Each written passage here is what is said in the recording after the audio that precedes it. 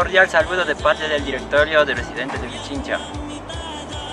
Amigos, amigas, familias, en especial a todas las madres, en este día especial queremos rendir ese merecido homenaje, sabiendo que en estos momentos no podemos estar juntos, pero por este medio queremos ofrendar este saludo de todos los dirigentes de los residentes, en especial a los que viven en esta ciudad de Quito y también a los que viven en nuestra querida comunidad Santana del Guaña.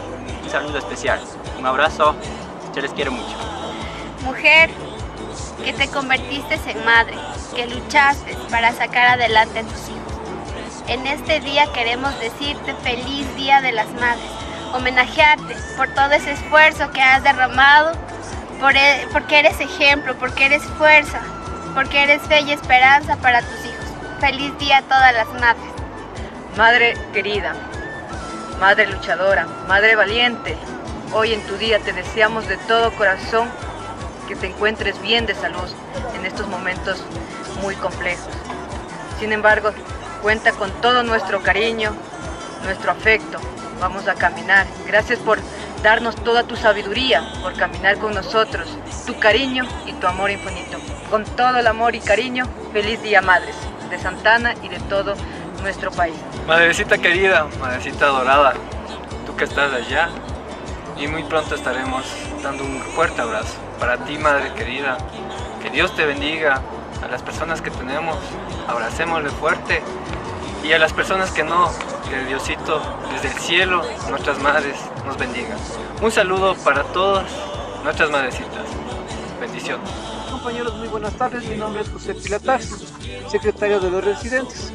Me dirijo hacia ustedes con un pequeño mensaje, hacia todas esas madres valientes, luchadoras, que día a día sacan el bienestar de cada uno de sus hijos y sus familias. Que Dios me las bendiga, me las cuide de todo corazón. Para ti, Ecuador hermoso, con amor y sabor, el artista del pueblo, Guaracazo te canta. De terciopelo negro, guapita, tengo cortinas. De terciopelo negro, guapita, tengo cortinas. Para enlutar mi pecho, guapita, si tú me olvidas. Para enlutar mi pecho, guapita, si tú me olvidas.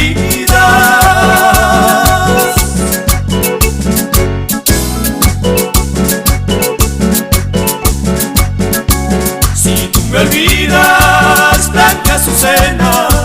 Si tú me olvidas, Blanca Azucena.